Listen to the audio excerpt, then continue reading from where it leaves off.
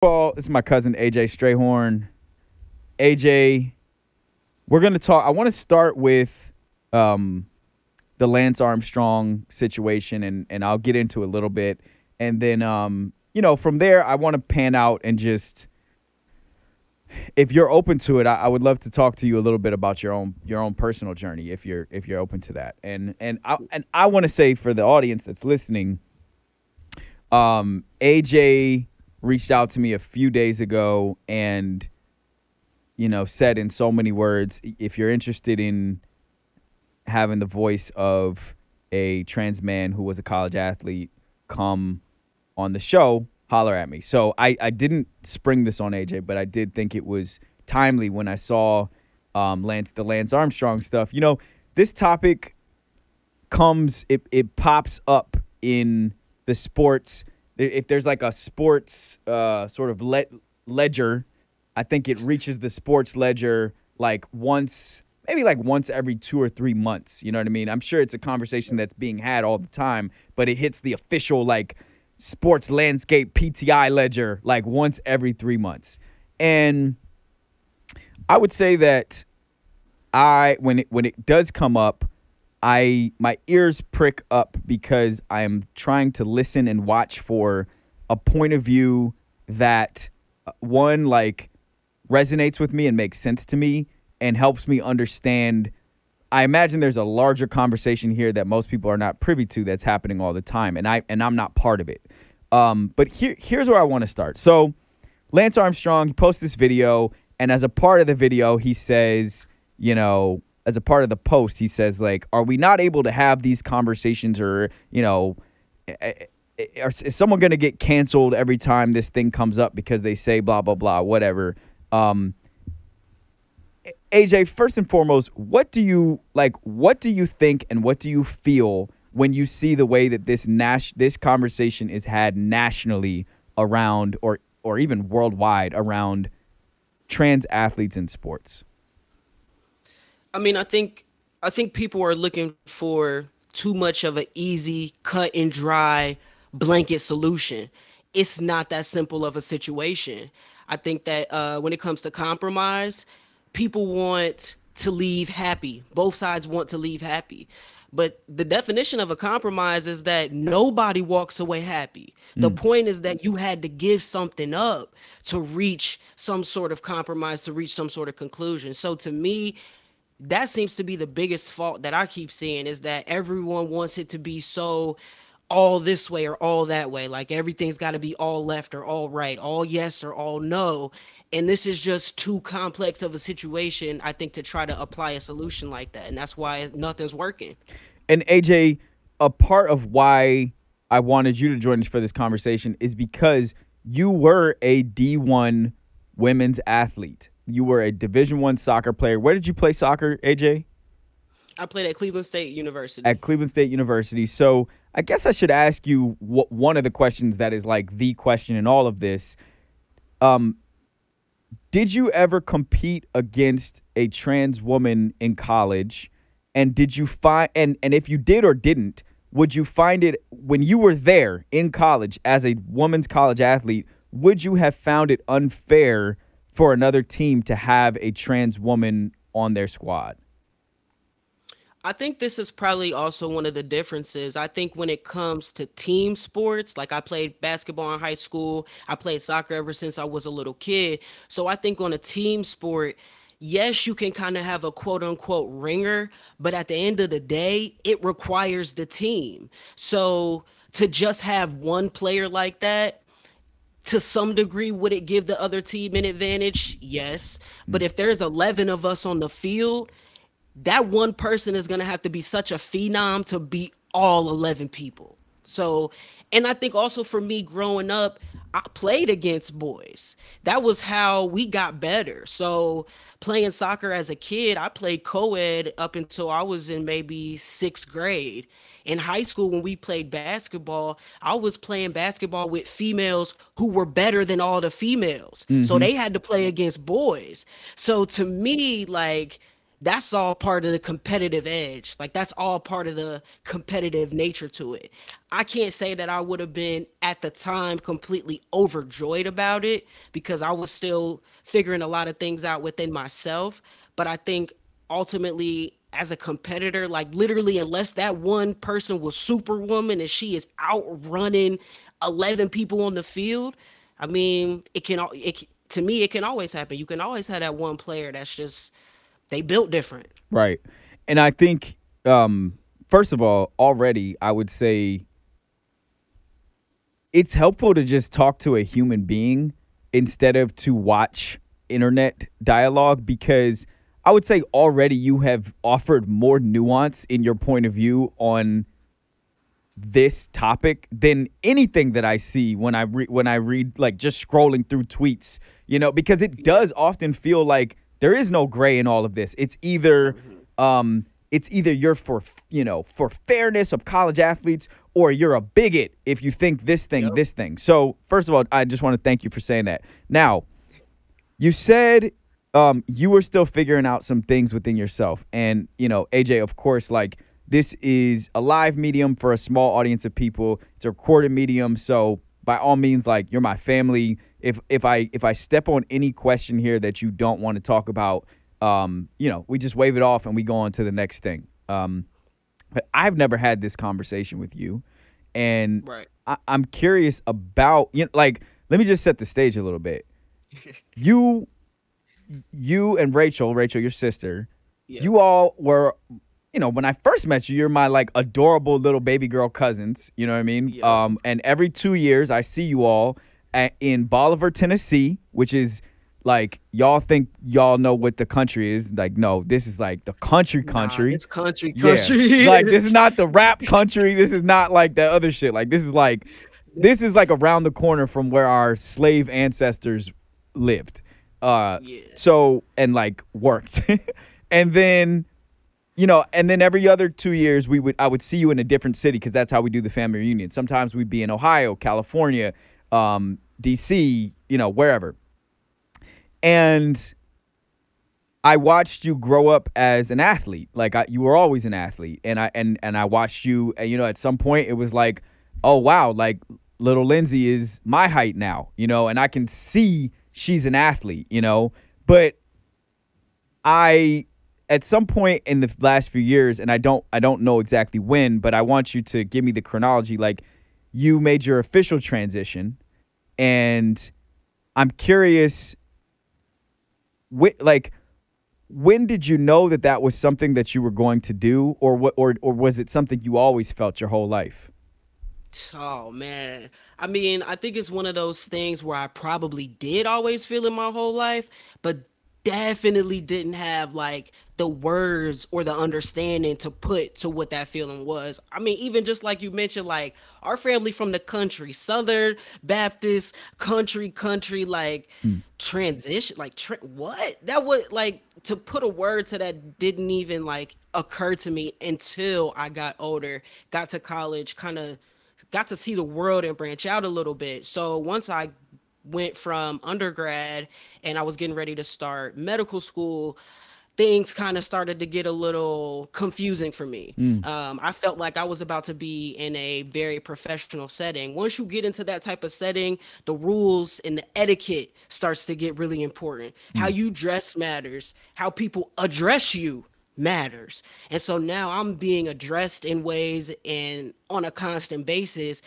Something that, may have just kind of like tugged every once in a while in my mind is now constantly in my mind, like in the forefront. I'm just like, something doesn't quite, like, it doesn't feel right. So by that point, I mean, I was pretty much presenting kind of as masculinely as I could. I mean, on dress days, I was full tie, 3-piece suit down. I mean, I was fly, don't get me wrong, but it was just still like, something was missing, like something wasn't all the way quite adding up for me. So it really took like probably 6 months to a year of me just like, I mean, the truth, going through it, like just trying to figure it out, talking to myself, eventually going to therapy, talking to my friends, and just trying to kind of work through like what does this mean? What does this look like for me? And I do think that was kind of one of the blessings of going to medical school, even though I didn't finish, was I was in an environment where I got to actually learn about it. I got Mhm. to learn, what does it mean to transition? What do these hormones do? What is the surgeries? What are the like I was actually in a position to learn about it and be around physicians who had a little bit of experience in the subject. That really helped me kind of get a little bit more comfortable with really how I was feeling and being okay to accept that. So I was actually 25 years old when I finally like actually started my transition, took my first shot of testosterone and like really went all in for it. And how did from what I've seen via socials, like your sister was supportive and celebratory, but that's from a far distance. You know what I mean? Like, I'm curious Yeah. for the people who love you and the people who are around you and cared about you. Um, how what was that part of the journey like? How did it affect your personal relationships? I mean, honestly, that was probably the thing I was scared about the most. Like, what happens if I do this and then now I'm just alone? Like, nobody wants to mess with me anymore. And I will say, like, I know that's got to be one of the hardest things for people going through it. I was blessed. I was beyond lucky. I had friends, they were right there with me. When I was trying to figure out, what name I was going to go by, Mm. I was sending my sister names and we was, going back and forth with them. When I started telling my friends I was going to go by AJ, they didn't skip a beat. They didn't, question it. They didn't AJ. That's what it was. No questions asked. And I think probably the best thing was my mom. When I finally got around to telling my parents, I actually wrote them a letter. I was Hmm. like, if I try to sit down and talk to you in person, I'm a chicken out. Like, Wow. I know I am. So I'm good with words. I'm a rapper. Like, I'm a poet. That's what I do. So I went ahead and I wrote him a letter. And when I tell you, my mom replied so fast with so much support. Wow. For me, it was like, okay, cool. That's it. No, nobody else has to say anything else to me. The rest of y'all can hate me. I don't care. My Right. mama says she love me. She cool. We good. Oh man. Let's go. That's that resonates. I mean, like, I really do believe beneath all else, maybe I'm speaking personally, like, I'm engaged now, so it's a little bit different, but for so much of my life, it was just I just want my mom to love me. Like, I just want Yup. of all people, I just want my mom to not say you're a failure because of this, or you are less valuable because of this, or whatever. And then after that, it's like, if you got that in station, then like everything else is a little, it's like, well, if y'all niggas can't fuck with me, like, that's fine. You know what I mean? Right. So I'm curious then, if you don't mind letting me in, because I'm obviously a writer as well. Like, what is the writing process on a letter like that?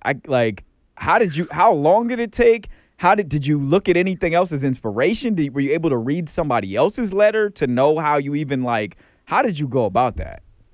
Man, it was definitely a process. It took several hours to really put it together in the way that I wanted to put it together. And I think for me, part of it was because I had quote unquote came out multiple times before. Like, Mm, originally I came out when I still, presented as a female. I came out as a lesbian.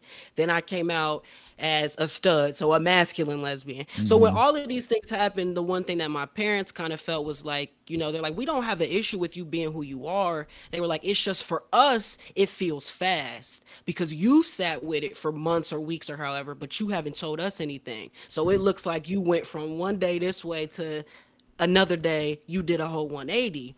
And so I really understood that because I did want them to be a part of this journey because I knew it was going to be so big and there was no way I was going to be able to do it alone. And so for me it was just kind of letting them know, like, one, I want y'all to be a part of this journey, but I don't expect y'all to have this just outpouring of understanding and knowledge and like gung ho, because I wasn't even like that when I first thought about it. Like, I know this is something that can take some time for you to try to wrap your mind around and sit with. So I wanted to make sure they knew that I was comfortable with that and that I respected that because I wanted them to have that same sort of respect for me. And then just letting them know that it wasn't an overnight thing. This had been months of me saying, okay, I think I really, really want to do it. And then pulling myself back like, no, no, no, no, no, you crazy. And then Mm, inching back to, I think I want to do it. Going through all the things, well, what if this happens? What if that happens? This mm. could go wrong. That could go. So it wasn't an overnight thought. I wanted them to really know, like, this was something that is inside of me. This is not something that I can even continue and not do. This is like imperative to me really living the full life that I need to live. Now, as I've seen it with, I have nothing in my life that compares to what you just described, but I have made some significant like life choices and life changes probably in the last 7, 8 years. And Yeah. I found that when you come out, so to speak, as something different than what people know you as, right? At some point I came out as a creative. Um Right. I think lately people in my life have seen me come out as uh I'm straight, but I'm very like pro. I can't even classify it. I just like I want people to live how they want to live, and I want to do Yep. my thing. You know what I mean? And what I've noticed is the more sort of distinct my point of views are, like the more I'm outward with my points of view. There's a lot of people who I didn't even know would love me more, who are closer now. Like Yep. I'm almost getting like friends that I've had forever, but they love me more now. And then there's other friends I've had forever who I look up and I'm like, oh shit, I ain't heard from so and so for about 6 months. I didn't even notice, but they've taken a lot of space, and now I see Hmm. them. What have you seen in that regard since your change?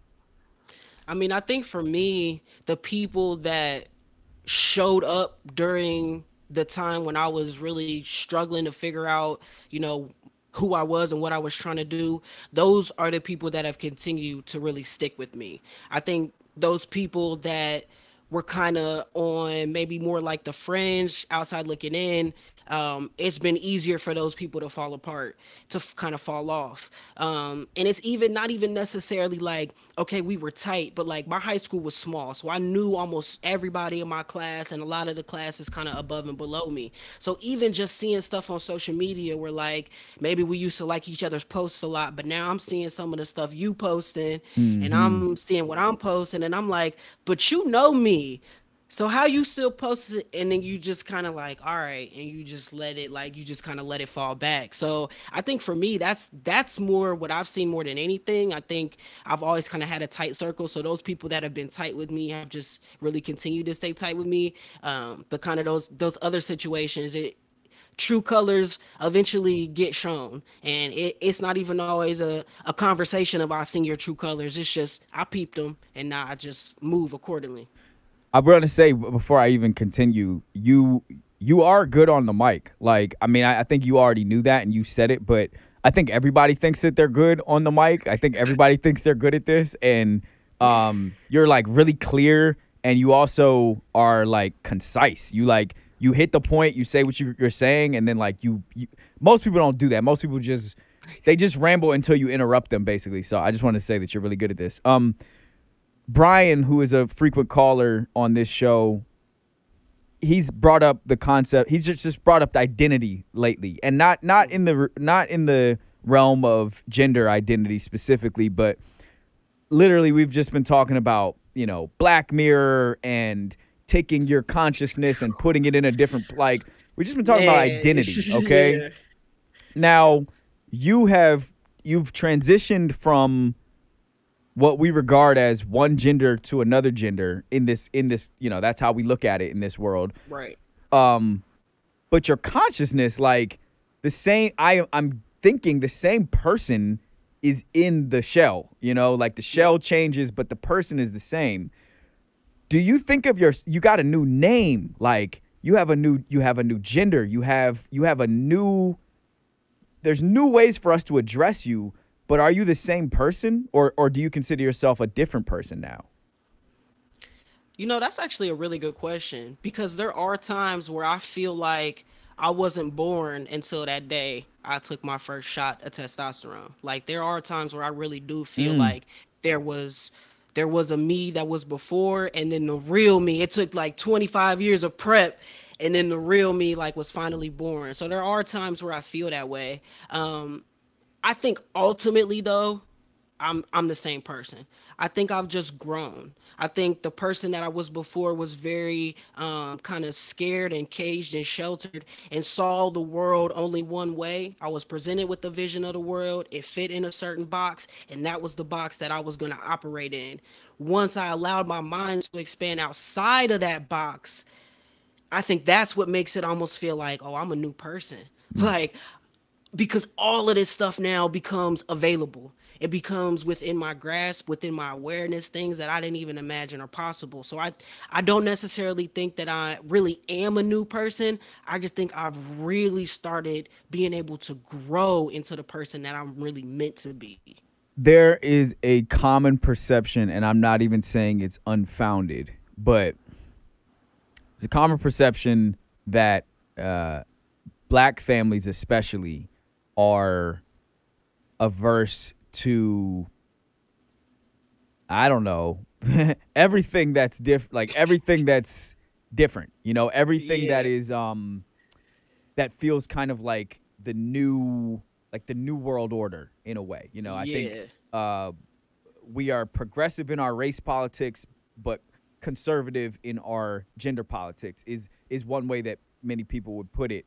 I thought it was interesting to learn that your mom was so quickly and responsive and supportive. You know, I haven't seen your mom in years, but I knew your mom as a very familiar black parent. You know, Mm-hmm. very extremely involved and wanting her children to have a great life. And you know, your mom leaves a mark. Like, she has a point of view, a strong point of view. You know, your mom is Yep. like, she's a very beautiful woman. Like, she's just like, she's a presence, you know. So I thought it was refreshing to hear that she was supportive in that way. Can you just tell me a little bit more about, like, it feels like you pushed through a fear, you did something, you shared something that was so scary, and on the other side of that wall was actually something that was light, if I heard you correctly. Um, Yes. that's really meaningful to me, like that, because I'm scared of a lot of shit, and it stops me from doing stuff. Sometimes it makes me do Yeah. stuff, but a lot of times it stops me from doing stuff. Did you Mm-hmm. learn anything about fear in all of this? I mean, I think kind of the point that you just touched on is that a lot of times fear is something that stops us. And I think for me it was just realizing that when something is that important to you, fear cannot be the thing that you let stop you. I let fear stop me from kind of pursuing so many things in my life for so long. And part of me is like, were you afraid to succeed or were you afraid to fail? Because at some point when it's fear, you can't even differentiate anymore. So I think the biggest thing for me was kind of starting to realize like, this is my life. Yes, I was given life by these great parents, but they lived their life. Mm. This one is mine. So at the end of the day, if I'm afraid to live my own life, I'm going to waste it. I'm going to look back and realize that there was all of these things I coulda, shoulda, woulda, but never did. Mm-hmm. And so it was like, I'm 25 years old. I'm out the house, paying my own bills.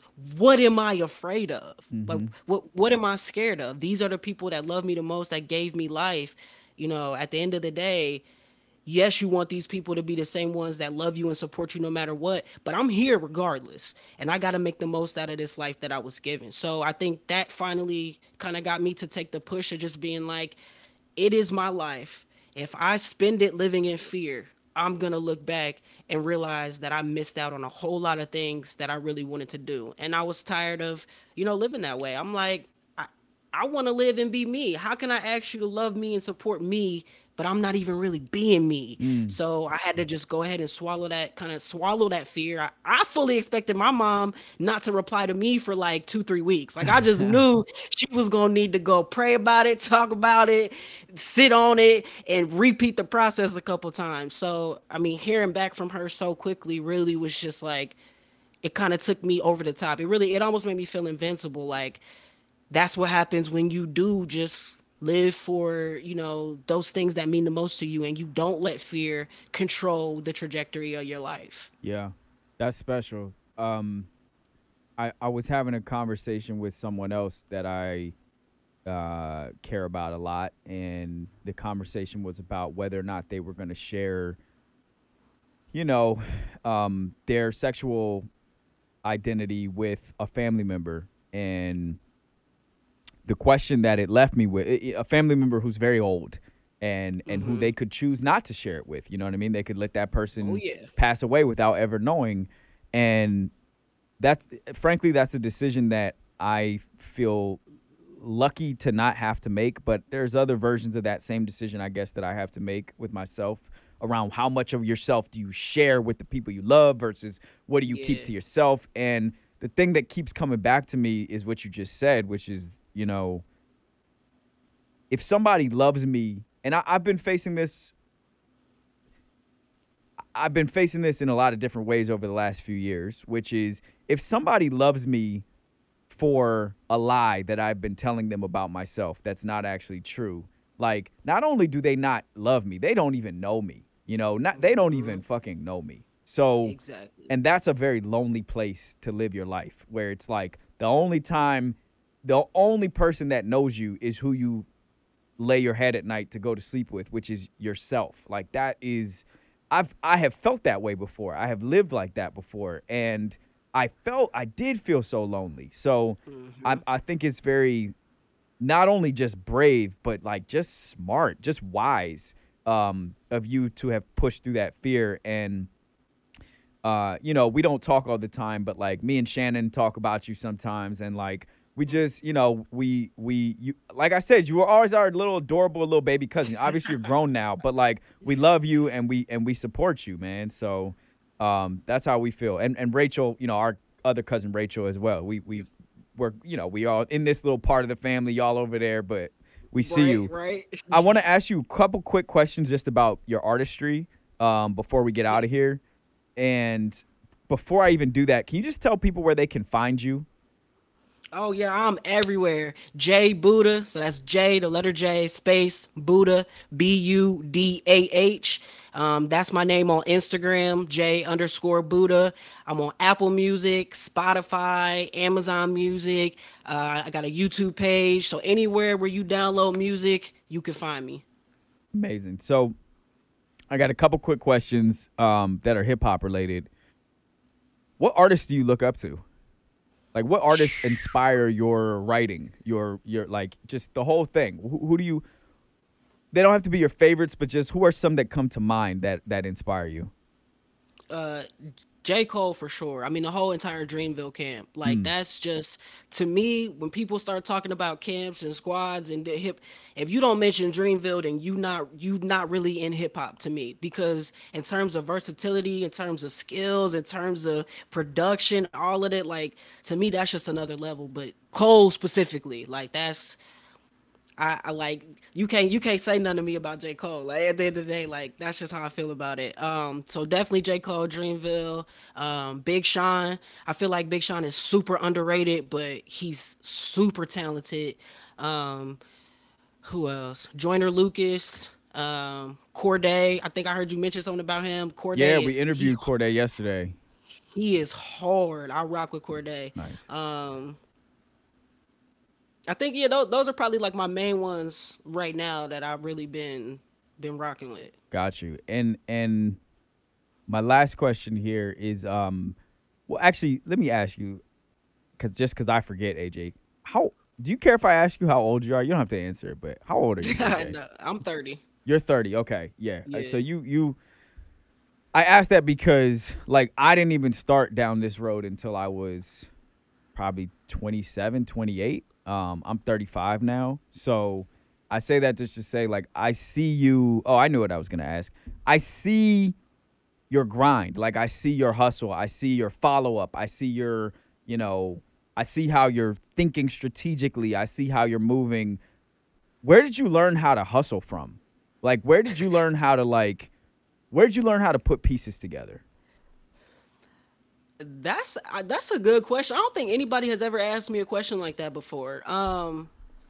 But I think part of it is probably just the way that my parents kind of approached raising me and my sister. Like, they were very